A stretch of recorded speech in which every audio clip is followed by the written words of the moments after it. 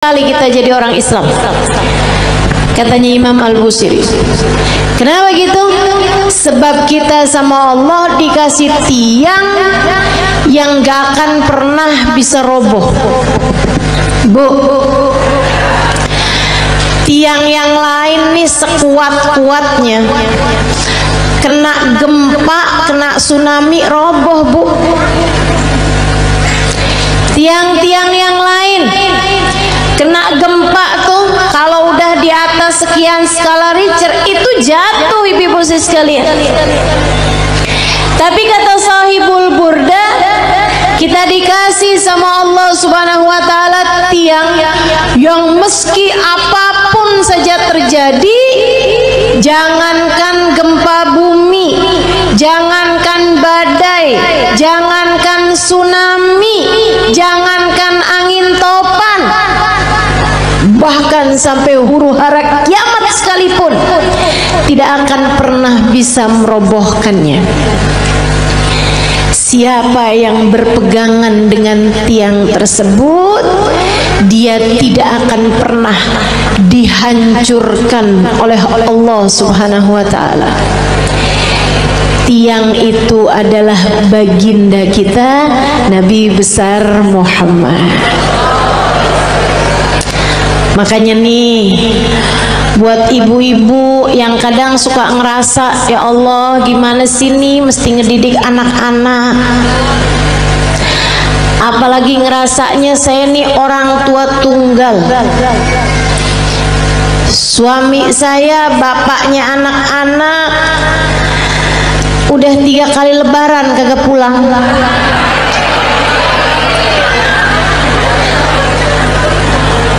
Ada lagi yang kami sudah berpisah di tengah jalan karena tidak ada kecocokan.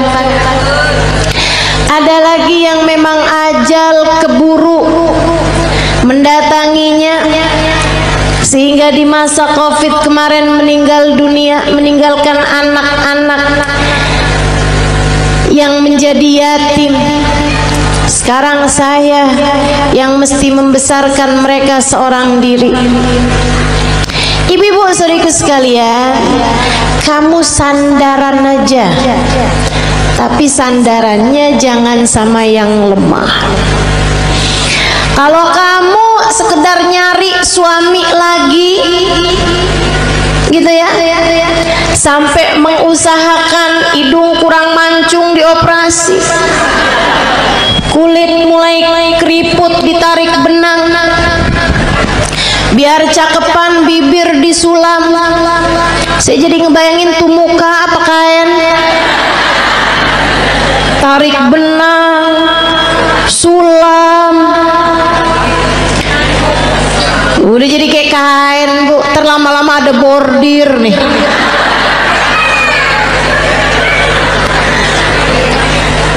Teman-teman saudaraku sekalian, kalau kamu mengandalkan kecantikanmu atau mengandalkan seorang manusia lain seperti halnya suamimu yang dulu, ya kamu hanya berpindah dari satu tiang lemah menuju satu tiang rapuh lainnya. Nggak ada yang cukup buat dijadikan sandaran. Bu, untuk anak-anakmu pun juga begitu. Kalau kamu menyandarkan anak-anakmu kepadamu, kamu tidak akan cukup kuat untuk dijadikan sandaran. Sebab kamu pun juga lemah. Gak berasa betapa sangat lemahnya dirimu itu. Kena sakit dikit udah gak bisa ngapa-ngapain. Kena galau, bad mood, udah gak bisa enak buat ngadepin anak-anakmu lagi. Bawaan, ya Allah Ustazah, kenapa ya saya? Kok lagi kesel banget tuh Ustazah, ngelihat anak pengen saya telan.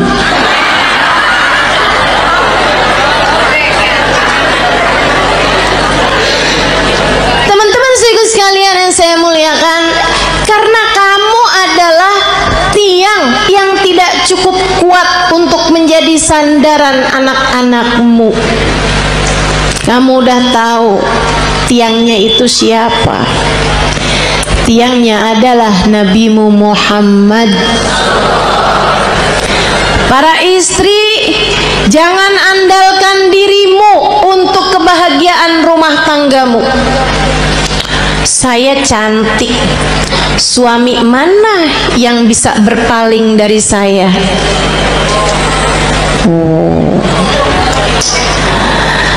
Apa artinya kecantikanmu itu?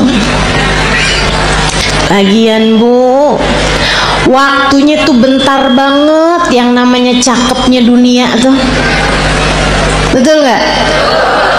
Kena jerawat udah nggak jadi cakep.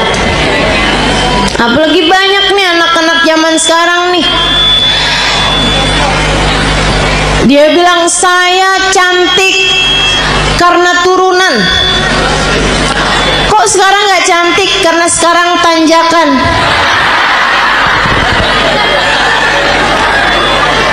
Banyak tuh. Saya cantik kalau di Instagram. Begitu lihat aslinya kagak. Kenapa gitu? Pakai filter banyak banget. Filter biar kelihatan kurus, filter biar kelihatan mulus. Aduh. Jangan andalkan kecantikanmu, ia sangatlah rapuh. Saya perempuan yang pinter. Pinter apa? Pinter nyari duit. Maksudnya kamu kerja gitu? Enggak, di mana aja suami saya nyembunyiin, saya ketemu aja. Pinter nyari duit ya. Jangan andalkan kepandaianmu, teman-teman saudaraku sekalian. Ianya sangat lemah sekali. Rapuh banget. Rapuh. Nggak jadi apa-apa. Untuk bisa bikin rumah tanggamu harmonis, rumah tanggamu dalam damai, kamu perlu tiang yang kuat untuk jadi sandaran. Sandaranmu dan sandaran suamimu juga. Untuk jadi orang tua, kamu perlu sandaran. Tidak cukup dirimu itu, dirimu lemah, dirimu tak berdaya, dirimu rapuh. Teman-teman saya sekalian, kalian perlu tiang yang lebih kuat. Ustazah, ibadah saya banyak kok. Saya akan baik-baik saja Ustazah dengan ibadah saya. Enggak. Seberapa banyak kamu bisa ibadah? Apa yang kamu andalkan dari ibadahmu? Udah deh, saya tahu. Modelannya yang kalau tahajud nguapnya lebih banyak daripada rokaatnya. Tahu saya. Model-modelan beginian nih. Kok Ustazah tahu? Ya nggak beda sama saya. Sama-sama lemah, sama-sama sedikit, teman-teman. Udahlah sedikit gitu, enggak aman dari riya, enggak aman dari ujub, enggak aman dari sum'ah. Seneng bener ibadahnya dipasang di status. Hari Senin nikmatnya buka puasa bersama My Hubbi.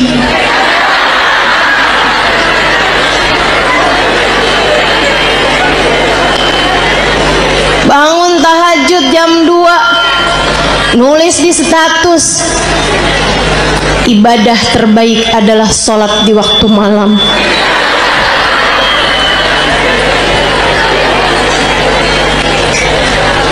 Apa gitu? Segitunya mau ngandelin ibadah. Ibadahnya diterima apa enggak sama Allah aja nggak tahu nih kita nih. Nggak cukup, teman-teman saya sekalian, nggak cukup. Baru tahajud berapa malam doang, kalau pagi-pagi kelihatan lemes banget. Tanyain sama suaminya, kok kamu belakangan lemes mulu sih? Ya ampun bang, nggak tahu apa bang. Dari jam 2 nih bang sampai subuh. Masya Allah. Teman-teman saya kan? Nggak bisa, nggak cukup ngandelin ibadah, nggak cukup. Ibadah kita nggak seberapa. Andalan kita nih cuman satu. Kita punya tiang bernama Nabi Muhammad. Cukup tuh dijadiin andalan. Gimana nggak cukup? Yang pegang kunci surga. Gimana nggak cukup? Pejabat tertinggi di akhirat. Gimana nggak cukup? Emang iya Ustazah? Nah, kamu belum tahu. Teman-teman sekalian, dengarkan sabda Nabi Muhammad dalam Bukhari. Katanya Nabi Muhammad, "Ana sayyid walad Adam wala fakhr." Aku adalah pemimpin seluruh umat manusia dan aku tak berbangga atas hal tersebut. Nabi bilang, saya jadiin sama Allah, dipilih jadi pemimpin seluruh umat manusia, rajanya semua umat manusia. Kapan? Ntar di akhirat, teman-teman. Ntar di akhirat. Adam wa man dunahu tahta liwa'i yaumal qiyamah. Nabi Adam dan nabi-nabi yang sesudahnya hanya akan berada di belakang bendera Nabi Muhammad sallallahu alaihi wasallam. Nanti di akhirat tuh orang mengukur kemuliaan mereka dengan seberapa dekat tempat mereka dari Nabi Muhammad. Orang tuh tahu nilainya di hadapan Allah seberapa, rankingnya di hadapan Allah tuh seberapa, rapotnya tuh seberapa. Itu lihatnya dari seberapa jaraknya dari Nabi besar Muhammad. Al-kull yatamanna an yashum turaba. Di akhirat nanti orang berharap, kepengen bisa nyium tanah yang habis diinjak sama Nabi Muhammad. Teman-teman saya sekalian, pejabat tertinggi akhirat Nabi besar Muhammad sallallahu alaihi wasallam. Orang kan kalau orang soleh itu para wali, di atasnya para wali para nabi, di atasnya para nabi para rasul, di atasnya para rasul, rasul yang nama mereka disebut dalam Al-Quran, ada 25 rasul. Di antara mereka ulul azmi, 5 sahabat besar, 5 para rasul terbesar, Nabi Ibrahim, Nabi Nuh, Nabi Musa, Nabi Isa. Itu semuanya adanya di belakang benderanya Nabi Muhammad. Nabi Muhammad pimpinan dari semuanya, teman-teman sekalian. Gimana nggak cukup kamu jadiin andalan? Orang kalau tinggal nih di Indonesia nih, terus dia itu deket sama presiden, urusan jadi gampang, betul? Sekalian saya muliakan. Nah, saya kasih tahu, pejabat paling tinggi di akhirat itu adalah Nabi Muhammad. Maka gampang banget, gampang banget. Pengen selamat gampang, pengen bahagia gampang, pengen mulia gampang. Yang dekat sama Nabi Muhammad. Pengen selamat gampang, sandaran, teman-teman saya sekalian. Pengen rileks gampang, sandaran. Tapi yang kamu sandarin harus yang kuat, yaitu Nabi besar Muhammad. Allah telah memilihnya untuk menjadi seseorang yang cukup bagi setiap orang-orang yang beriman. Nabi itu sama Allah. Di akhirat nanti Allah bikin Miftahul jannah biyadi wala fakhr. Kata Nabi nih, tar di akhirat kunci surga saya yang pegang. Nabi yang pegang kunci surga. Makanya nggak ada ceritanya orang bisa masuk surga sebelum Nabi Muhammad. Palingan bisa ngantri. Ngantri depan pintu surga, tapi yang ngebuka surga tetap Nabi besar Muhammad sallallahu alaihi wasallam. Nabi buka pintu surga. Tapi Nabi habis itu bilang kayak begini, wala fakhr, kata Nabi. Tapi saya nggak bangga. Saya jadi pemimpin seluruh umat manusia. Saya nggak bangga. Kunci surga saya yang pegang. Saya nggak bangga. Terus apa sih yang bisa bikin bangga Nabi Muhammad? Apa sih yang bisa bikin Nabi Muhammad tuh hatinya jadi lega, seneng gitu? Geret ainu, hatinya jadi lega, hatinya jadi tentram, hatinya jadi damai, hatinya jadi bangga, besar hati. Adakah hal yang bisa membuat Nabi Muhammad berlega hati, berlapang hati, berbangga hati? Ada, teman-teman. Apa itu? Dengerin. Tanakahu takthuru fa inni mubahin bikumul umam yaumal qiyamah. Nabi Muhammad bilang, tanakahu, pada nikah lagi kalian umat saya. Biar kenapa Rasul? Takthuru, biar kalian jadi banyak. Orang nikah suami atu, bini atu, anak lahir 6. Apalagi orang zaman dulu ya, 13. Jadi sekalian, tanakahu kata Nabi, pada nikahlah kalian. Takthuru, biar kalian jadi banyak. Emang kenapa Rasul? Fa ini mubahin bikumul umam yaumal qiyamah, karena aku akan berbangga dengan banyaknya kalian, jumlah umat saya di akhirat nanti. Nabi dipegangin kunci surga kagak bangga. Nabi jadi orang pertama melewati jembatan, orang pertama masuk surga, Nabi nggak bangga. Nabi dijadikan pejabat tertinggi di akhirat, pemimpin seluruh umat manusia, Nabi nggak bangga. Nabi dijadikan yang terdepan, nabi-nabi yang lain hanya ada di belakang benderanya Nabi Muhammad, Nabi nggak bangga. Yang dibanggain sama Nabi kita. Nggak GR. Saya sih iya. Jadi nggak ada yang bisa bikin saya harus minder di atas muka bumi ini. Sebab saya umat Nabi Muhammad. Saya yang diinginkan keselamatannya di akhirat nanti oleh Nabi Muhammad. Saya yang kalau ada apa-apa Nabi Muhammad berkenan sujud kepada Allah untuk menyelamatkan saya. Termasuk kamu. Kamu juga iya. Teman-teman sekalian, jangan pernah minder. Kamu umat Nabi Muhammad. Syaratnya cuma satu, sampai mati tetaplah jadi umat Nabi Muhammad. Sampai mati tetaplah jadi umat Nabi Muhammad. Sebab kalau kamu sampai mati tetap jadi umat Nabi Muhammad, keselamatanmu adalah puncak cita-cita tertinggi Nabi Muhammad.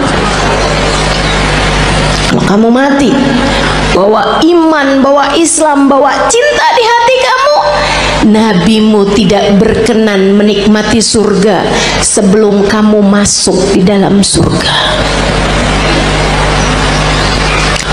Mau iri sama siapa kita? Kita yang disayang-sayang sama Nabi Muhammad. Anak-anak kita, makanya jangan berani ngomelin anak, Bu. Saya bilangin dah, ini serius nih saya nih, serius banget. Jangan berani-berani bentak anak, apalagi bikin hati anak jadi kecil. Ibu-ibu, Nabi Muhammad sudah membesarkan hati umatnya. Anakmu adalah bagian dari umatnya. Masa kau udah dibesar-besarkan hatinya sama Nabi Muhammad, kemudian kamu tega untuk mengecilkan hati anak-anakmu sendiri? Kamu tuh nak bego bener sih.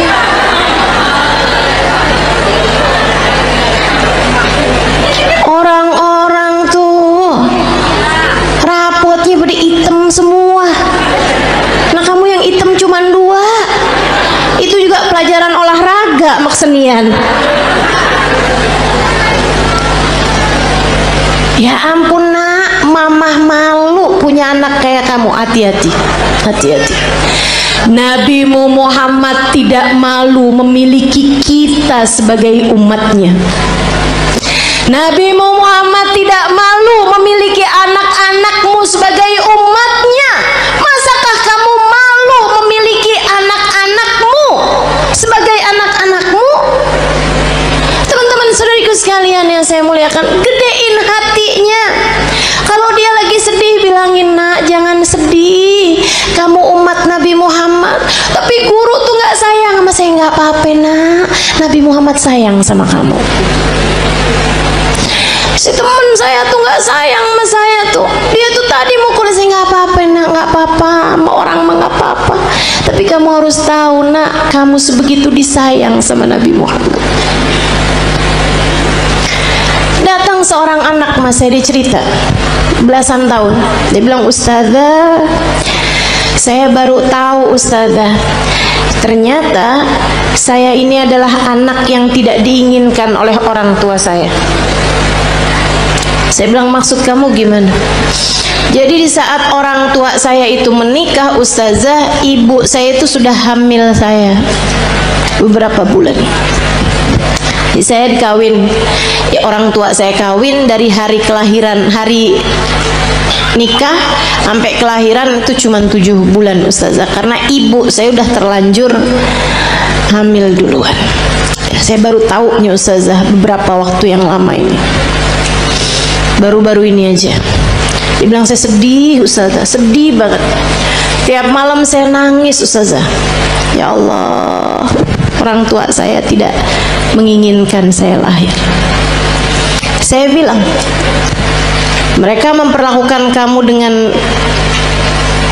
galak, suka enggak ustazah?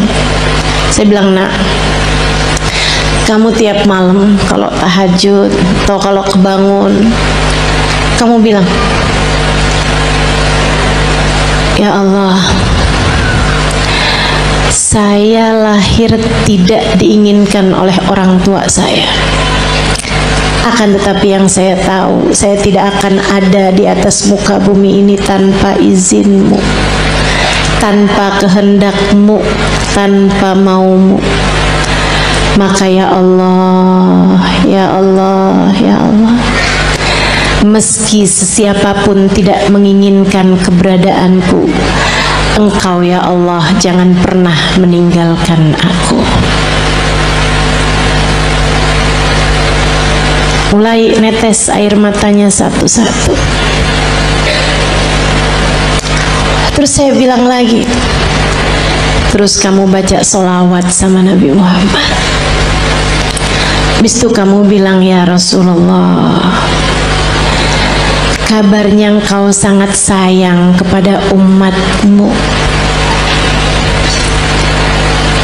Orang tua saya tidak seberapa sayang sama saya. Mereka bahkan tidak mengharapkan kehadiran saya dalam kehidupan mereka. Akan tetapi yang saya dengar, engkau sangat menyayangi kami sebagai umatmu. Ya Rasulullah, sayangilah saya di saat yang lain tidak menyayangi saya. Dan Nabi itu nggak pernah nggak cukup buat siapapun. Nabi tidak pernah tidak cukup untuk siapapun.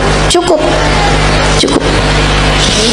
Kamu kalau merasa sedih, merasa galau, merasa cemburu, merasa nggak disayang, merasa nggak dicinta, pasti karena kamu lupa sama Nabi Muhammad. Tapi begitu kamu ingat sama Nabi Muhammad, ya Rasulullah, makasih. Saya umatmu wahai Rasul. Saya umatmu wahai Rasul. Meski siapapun berpaling dariku, aku berharap engkau tidak akan pernah meninggalkanku. Gitu. Yang dekat sama Nabi Muhammad. Hadiah terindah yang Allah berikan dalam kehidupan kita, teman-teman. A'udzu billahi minasyaitonir rajim.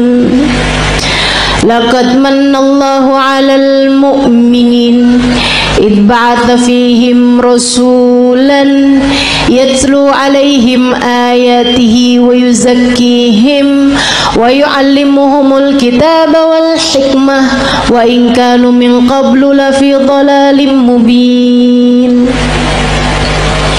Laqad manallahu 'alal mu'minin. Allah telah sungguh-sungguh menghadiahi hadiah terbesar bagi orang yang beriman. Apa nih hadiah terbesar yang Allah berikan kepada kita nih? Kita sebagai orang yang beriman sama Allah dikasih apa? Rumah yang mewah, mobil yang bagus, dikasih tampang yang cakep-cakep? Kayaknya enggak juga. Kita lihat orang kafir-kafir pada punya rumah besar-besar. Kita lihat orang kafir-kafir dikasih muka cakep-cakep dari kita, dikasih hidung lebih mancung-mancung dari kita, dikasih duit lebih banyak daripada kita. Ternyata bukan itu hadiah besar yang Allah berikan dalam hidup kita. Karena teman-teman, orang punya harta banyak belum tentu bahagia. Makanya Allah waktu bilang hadiah paling besar Allah berikan kepada orang yang beriman bukan harta, bukan rupa, bukan tahta. Akan tapi yang Allah bilang, ibba'atha fihim rasulan, telah aku utuskan untuk kalian Nabi Muhammad. Hadiah terbesar buat kita sekalian. Mudah-mudahan kita bisa rengkuh hadiah ini. Mudah-mudahan bisa kita deketin Nabi Muhammad. Mudah-mudahan kita bisa jadi orang yang gak ditinggalin sama Nabi Muhammad. Gimana tuh caranya Ustazah biar gak ditinggalin sama Nabi Muhammad? Nah, ini saya mau kasih tahu cara biar Nabi Muhammad gak tinggalin kita. Gimana caranya? Jangan tinggalin Nabi Muhammad. Nah, itu ada caranya. Jangan pernah tinggalin Nabi Muhammad untuk apapun dan untuk siapapun, teman-teman saudara sekalian. Jangan pernah tinggalin Nabi Muhammad untuk siapapun dan untuk apapun. Jangan tinggalin ajaran Nabi Muhammad untuk siapapun dan untuk apapun. Dulu sebelum nikah nih melaki yang ini nih, kerudungan rapi, ke tukang sayur aja nggak pernah ketinggalan.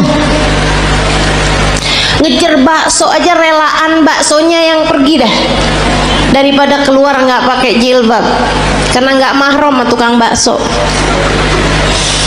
Giliran kawin suaminya bilang, kamu kayaknya kalau kayak pakai kerudungan kayak kelihatan lebih tua 10 tahun dah dari aslinya. Emang iya ya, ya udah deh nggak apa-apa deh, saya nggak usah kerudungan lah. Kamu tinggalkan ajaran Nabi Muhammad untuk seseorang. Kalau udah kamu tinggalin, jangan salahin siapa-siapa kalau kamu ditinggalin sama Nabi Muhammad. Udah adik-adik nih belum nikah, dia pacaran, dek saya bilangin, setiap kali kamu berduaan sama pacar kamu tuh, itu yang ketiganya setan. Kalau udah yang ketiganya setan, artinya nggak akan ada Nabi Muhammad. Halo, itu udah teori pasti itu udah prinsip pasti tuh. Nabi nggak akan mau berada dalam kumpulan ada setan di situ. Ya udah kalau gitu setannya suruh pergi Ustazah. Nah kamu terlanjur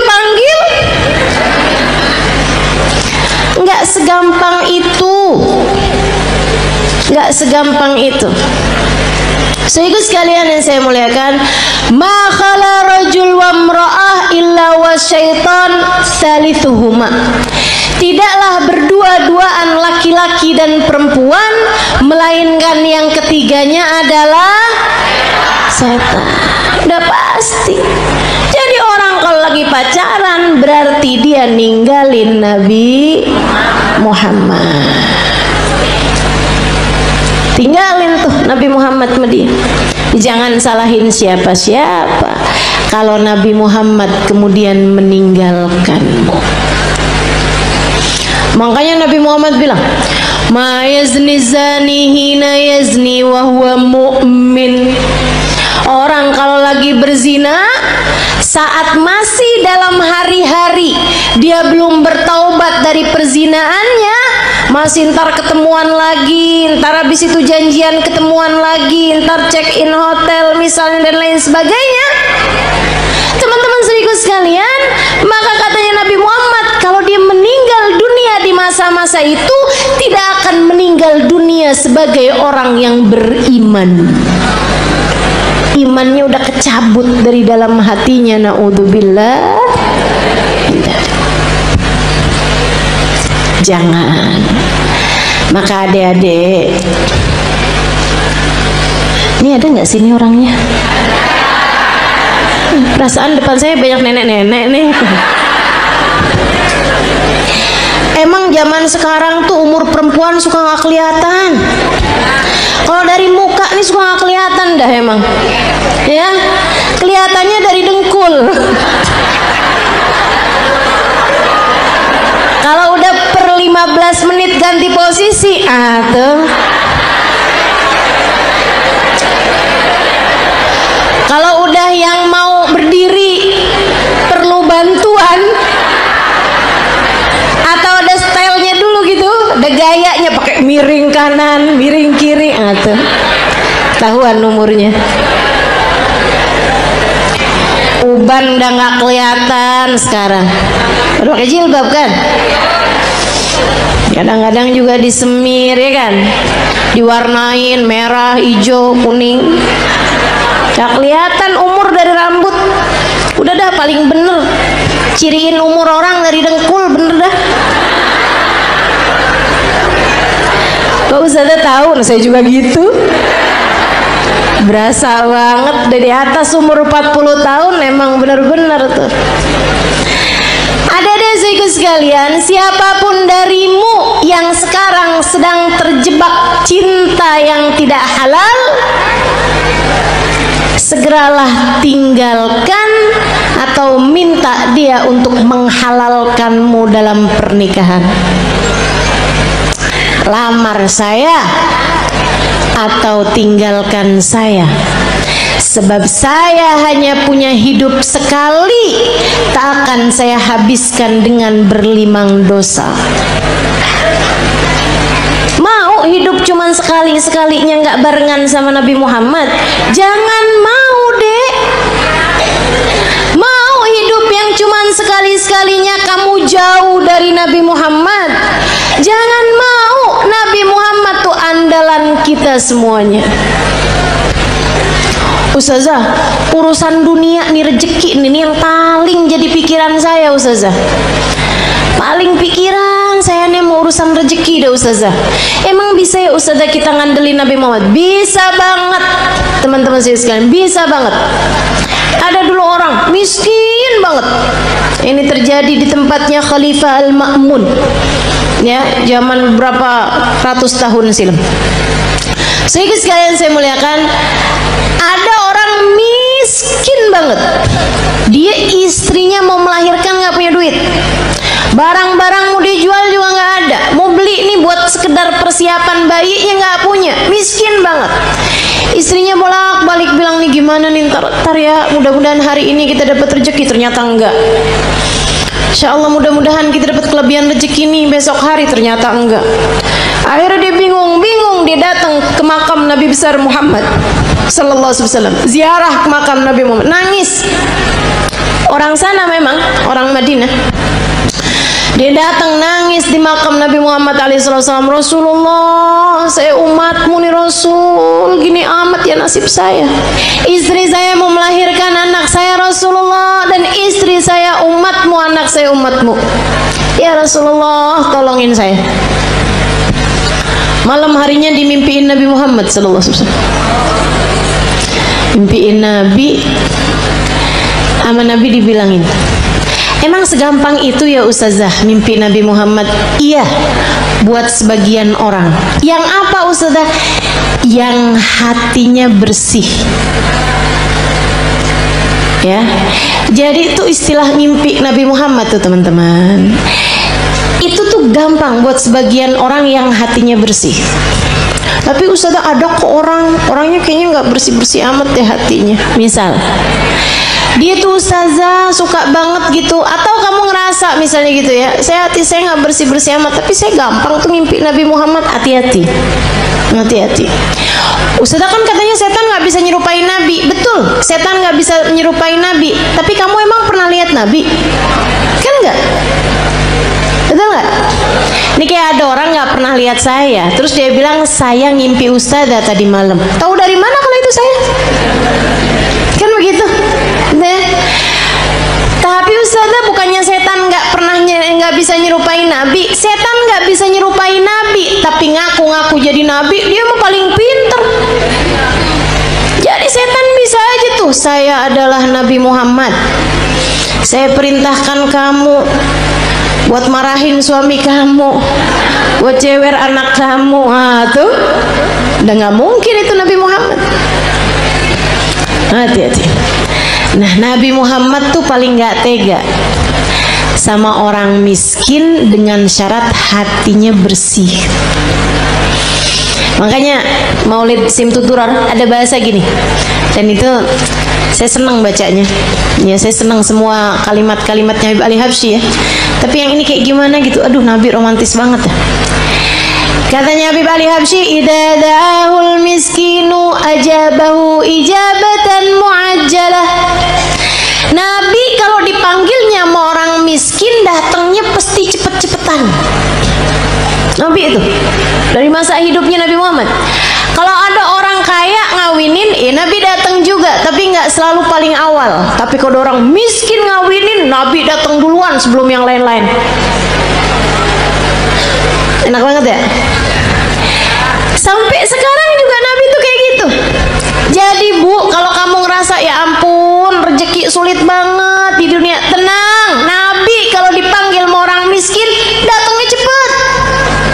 Maka deketin Nabi Muhammad sallallahu alaihi wasallam. Tuh kayak si laki-laki tadi itu yang istrinya mau melahirkan. Ya Rasulullah, malam harinya ngimpiin Nabi Muhammad. Kata Nabi Muhammad gile, Pak, pergi ke khalifah. Khalifah tuh kayak presiden gitu.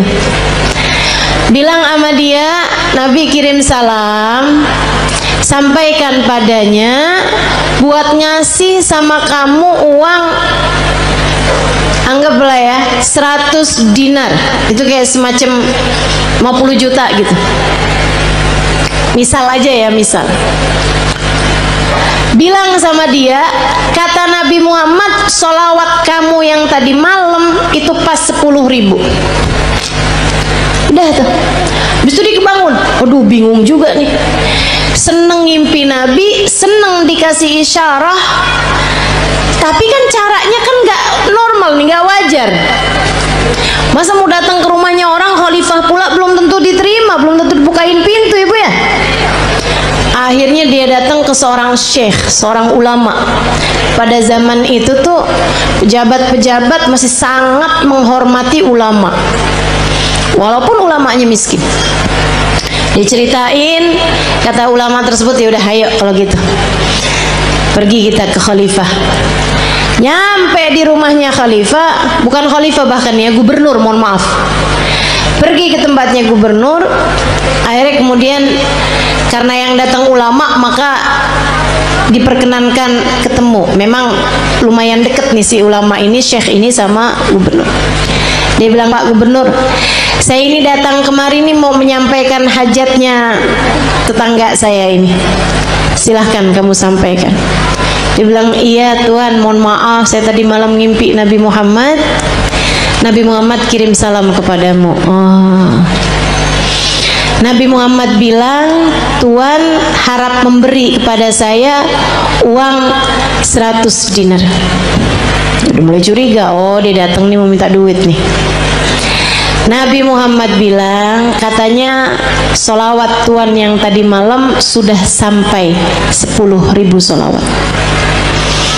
Langsung gubernur tersebut berdiri, kemudian dia ambil uangnya, dia kasihin 100 dinar. Dia bilang, ini Pak. Orang sampai kaget-kaget. Dia bilang, ini dari Nabi Muhammad untukmu.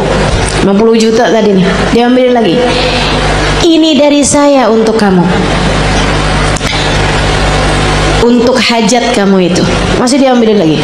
Dan ini hadiah dari saya karena kamu telah memberi kabar gembira buat saya. Dia bilang, kok bisa Tuhan langsung bermurah hati seperti itu? Dia bilang, saya ini dari sejak muda gak pernah ninggalin sholawat tiap hari 10.000 kali. Orang soleh ya, padahal gubernur tuh, tapi sangat soleh. Waktunya jadi sholawatnya sholawat yang pendek, tapi bacanya 10.000 setiap hari. Dia bilang, saya nggak pernah cerita-cerita sama siapapun, bahkan istri saya aja nggak tahu. Dia bilang, sampai tadi malam saya kelelahan yang luar biasa, saya baca terus sholawat tuh, tapi ketiduran. Habis itu saya kebangun lagi, Allah, sholawat saya udah berapa nih? Saya lanjutin sholawat lagi, capek banget, sampai ketiduran. Saya baca lagi sholawat sampai ketiduran. Dia bilang, saya nggak tahu jumlah sholawat saya berapa, tapi saya doa aja, ya Rasulullah, kalau sholawat saya sampai 10.000, tolong kasih tahu saya, wahai Rasul. Dia bilang, hari ini kamu datang membawa kabar gembiranya dari Nabi Muhammad. Makasih banyak Pak. Masya Allah. Tubuh orang susah-susah datang ke Nabi Muhammad beres. Emang Nabi mah andalan, teman-teman saya sekalian. Orang bawa penyakit, kalau yang dideketin Nabi Muhammad beres semuanya, ibu-ibu saya sekalian, beres semuanya. Nabi itu udah dipanggil-panggil tuh cepet nyampe-nya. Ibu sekalian saya muliakan, banyak cerita-cerita mengenai orang-orang yang sakit datang kepada Nabi Muhammad, sakit yang mustahil buat sembuh aja bisa sembuh. Udah banyak sekali. Makanya udah nggak usah susah. Yang penting dalam hidupmu itu jangan pernah tinggal Nabi Muhammad. Gimana caranya? 3 aja dah, gampang. Sholawatan yang banyak, yang taat sama Nabi Muhammad, gitu kan ya? Sholawatan yang banyak, yang taat sama jalan Islam, dan yang ketiga yang cinta sama Nabi Muhammad. Yang cinta sama Nabi. Cinta tuh gimana caranya, Ustazah? Cinta itu kan nggak bisa diusahakan. Siapa bilang? Cinta itu bisa banget diusahakan. Caranya gimana? Gampang teman-teman. Cinta itu bisanya ditularkan. Jadi kalau kamu pengen punya hati, punya cinta sama Nabi Muhammad, selalulah, sering-seringlah duduk-duduk bersama dengan para pecinta di majelis-majelis maulid seperti ini. Ama yang berikutnya, sering-seringlah mendengar kajian, baik kamu hadir secara langsung ataupun di rumah live streaming. Yang senang baca tuh banyak kitab-kitab, buku-buku menceritakan tentang Nabi Muhammad. Asal ditulis dari orang yang punya cinta kepada Nabi Muhammad, pasti akan bertambah kecintaanmu kepadanya. Jangan tinggalin Nabi Muhammad. Nabi Muhammad akan cukup untukmu, teman-teman. Untuk setiap kesedihanmu di dunia, cukup Nabi Muhammad sallallahu alaihi wasallam. Nanti itu gampang banget hilang sedihnya kalau kamu dekat sama Nabi besar Muhammad.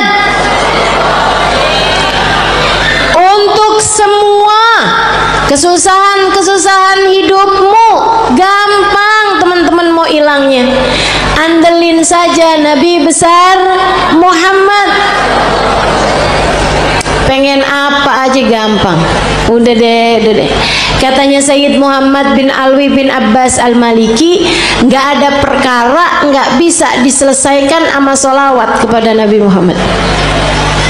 Itu baru kena sholawatnya. Belum lagi kalau sholawat ditambah taat, ditambah cinta, beres semua urusan. Nggak cuman urusan dunia, tapi urusan akhirat semuanya bakalan beres. Jadi buat para istri yang saat ini merasa suami saya sepertinya nggak sayang sama saya kasih tahu Bu caranya. Suami saya nih sekarang hatinya sedang bercabang. Dia lagi buka cabang di hatinya. Tenang teman-teman sekalian, saya kasih tahu caranya. Kamu jangan pergi ke mbah dukun. Cinta ditolak, nggak usah. Susah hati kamu nanti, rusak kotor hati kamu nanti. Jangan juga kamu cari tahu perempuan itu. Kamu nyusahin diri kalau kayak gitu. Kamu labrak tuh perempuan, kamu liatin dia cakep apa kagak. Kalau dia jelek, kamu pikir suamimu sudah diguna-guna. Kalau dia cantik, kamunya yang pergi ke operasi plastik. Nggak gitu caranya. Terus caranya gimana Ustazah? Mulailah perbanyak sholawatmu kepada Nabi Muhammad. Ini bukan berarti yang nggak punya masalah nggak usah sholawatan ya. Ya gitu.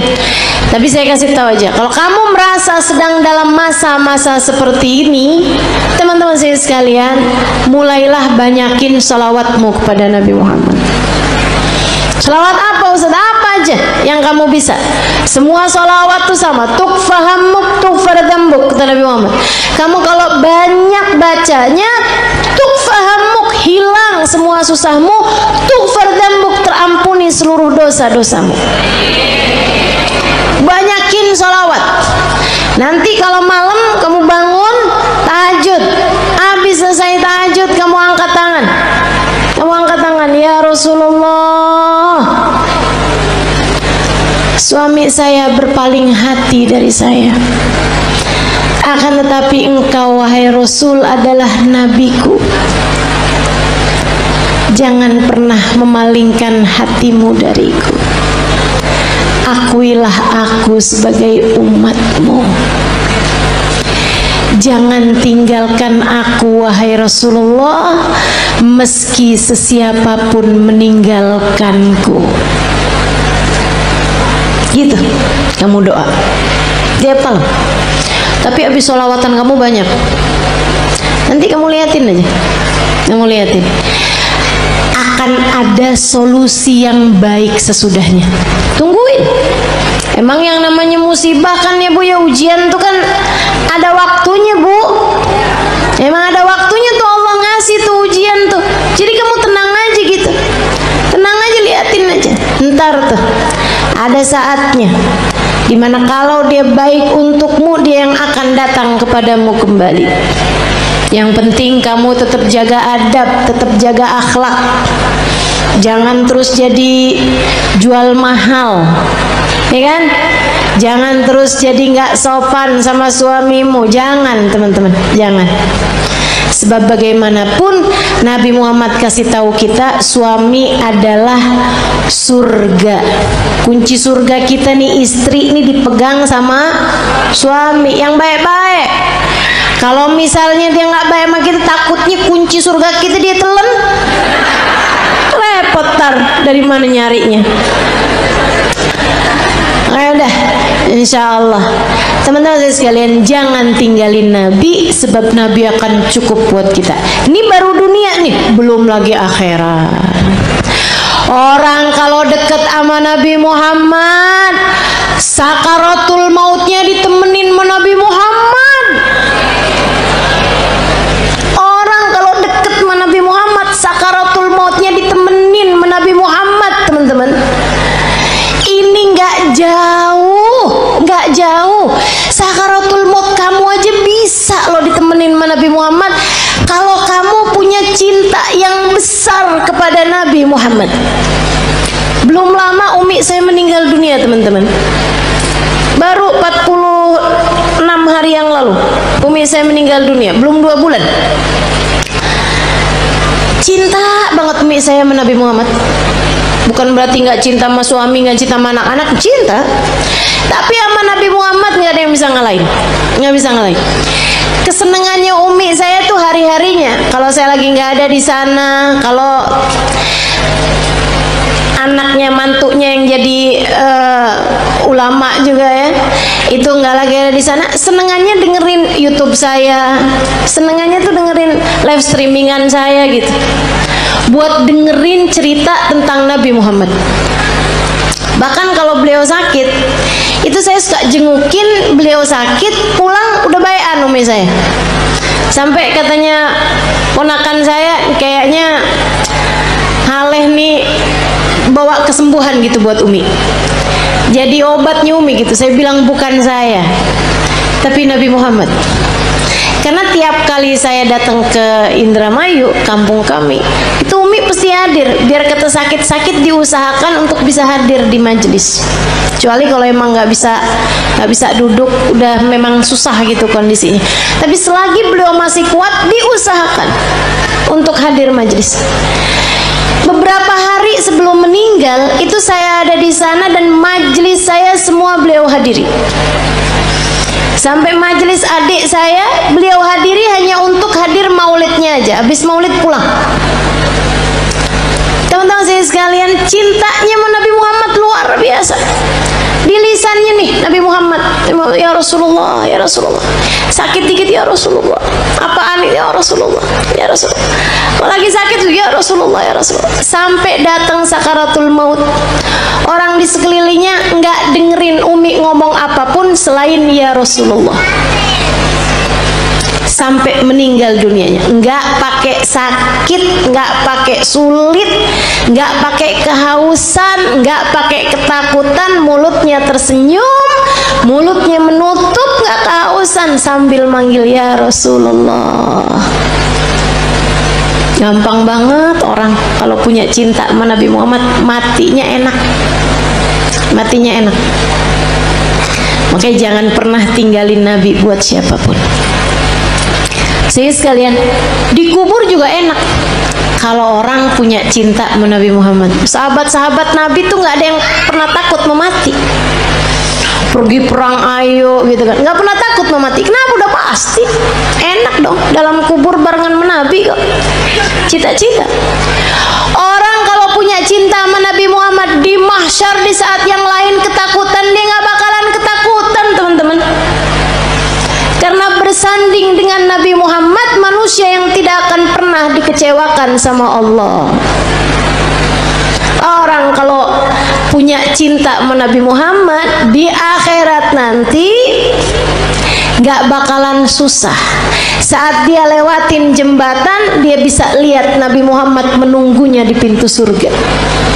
Kalau ada apa-apa tinggal panggil aja, ya Rasulullah, ditolong sama Nabi Muhammad SAW. Enak. Maka teman-teman, andalan kita satu-satunya adalah Nabi. Jangan pernah tinggalin Nabi Muhammad, ajarannya Nabi Muhammad, perintahnya Nabi Muhammad, sholawat kepada Nabi Muhammad. Jangan pernah tinggalkan untuk siapapun dan untuk apapun juga. Nabi Muhammad taruh dalam hatimu, masukin dalam hatimu, kunci, gembok kalau perlu. Jangan biarkan Nabi Muhammad keluar lagi dari hatimu. Bersolawatlah banyak-banyak, cari-cari cintanya banyak-banyak, tumpuk terus cinta kepada Nabi Muhammad. Kalau kamu bilang, Ustazah saya kok nggak cinta loh sama Nabi Muhammad, susah loh saya nih Ustazah, saya nggak bisa gitu cinta gitu kayak orang-orang sebut nama Nabi Muhammad mengalir air mata, ya saya nggak ngerti Ustazah kayak gitu. Ya kalau gitu belajar buat mencintai, belajar buat cinta. Kalau kamu bisa menangis, menangislah karena rindu pada Nabi Muhammad. Tapi kalau kamu nggak bisa menangis rindu kepada Nabi Muhammad, maka tangisilah dirimu yang tidak punya cinta kepada Nabi Muhammad.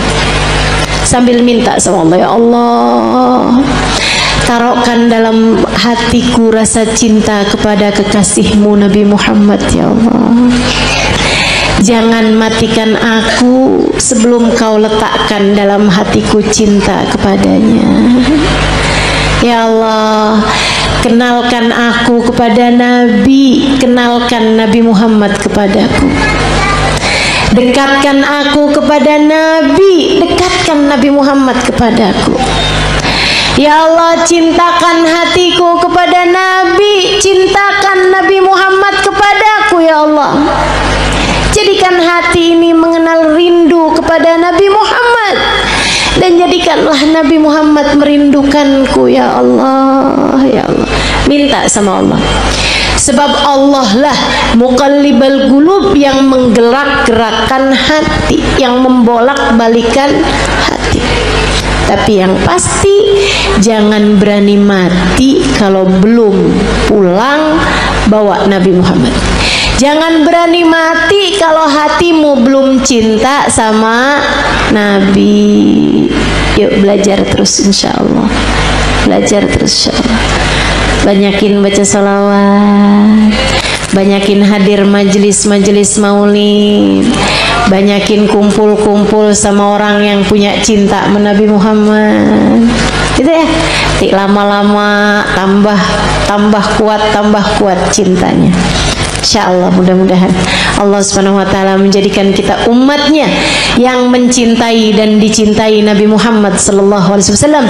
Ala hadhihi niyyah wa bi kulli niyatin salihah jami'ah syamilah la hadratin Nabi Muhammad sallallahu alaihi wa ala alihi wasallam. Al-Fatihah.